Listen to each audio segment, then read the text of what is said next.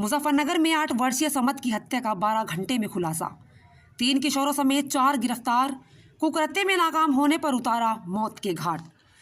मुजफ्फरनगर के थाना बोरा कला क्षेत्र के ग्राम बोरा खुर्द में मंगलवार शाम से लापता 8 वर्षीय मासूम समद की हत्या की गुत्थी पुलिस ने मात्र 12 घंटे में सुलझा ली।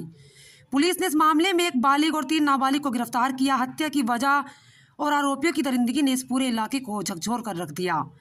बिस्किट का लालच देकर ले गए थे आरोपी।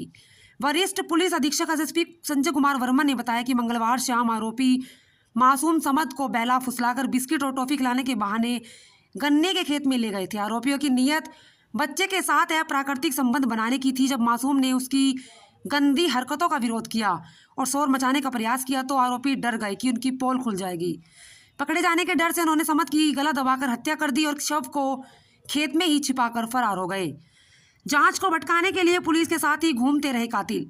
एसएसपी ने एक चौंकाने वाला खुलासा करते हुए बताया कि ये चारों आरोपी बहुत शातिर थे।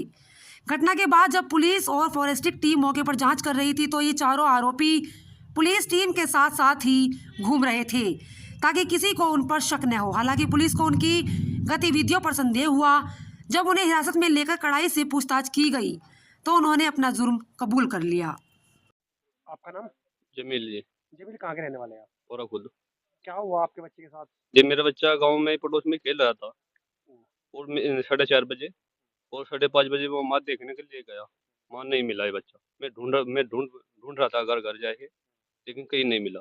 फिर हम लोग गांव में से थाने में पहुंच गए। सब लोग थाने में रिपोर्ट करवाई।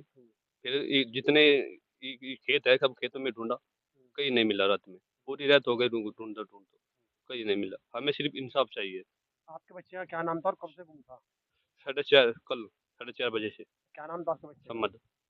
हाँ? सम्मत जी। अब आप क्या चाहते हो? हमें इंसाफ चाहिए बस। देखिए, कल भौरा कला के थाने के अंदर भौरा खुर्द गांव में एक 8 साल के बच्चे की ईंख के खेत में जो है डेड बॉडी मिली थी। संदिग्ध परिस्थितियों में उसकी बॉडी पे हालांकि कोई जहरीला चोट नहीं थी, लेकिन गले पर निशान थे, जिसके आधार पर उनका पंचायतनामा के बाद पोस्टमार्टम कराया गया। पोस्टमार्टम में थ्रॉटलिंग आया था और कुछ चोटें भी उसके गर्दन पे पाई गई हैं, जिसके आधार पर जब उसकी तफ्तीश की गई मेरे द्वारा तथा एसपीआरए, सीओ और थानाध्यक्ष द्वारा तथा हमारी फॉरेंसिक टीम, डॉग स्क्वाड की टीम द्वारा तत्काल मौके का निरीक्षण परीक्षण किया गया। तत्काल हमें कुछ ऐसे तथ्य और साक्ष्य मिले जिसके आधार पर हमने जब पूछताछ किया तो उसमें 4 लड़के, जिनमें 3 नाबालिग हैं और 1 बालिग है, जिसको गिरफ्तार किया गया है। उन्होंने जुर्म कबूल भी कर लिया है तथा ये बताया है कि ये गंदी नीयत के उद्देश्य से उस बच्चे को उसमें ले गए थे, बिस्किट खिलाने के बहाने से तथा टॉफ़ी देने के बहाने से, जहां पर उन्होंने उनके साथ गलत काम करने का प्रयास किया।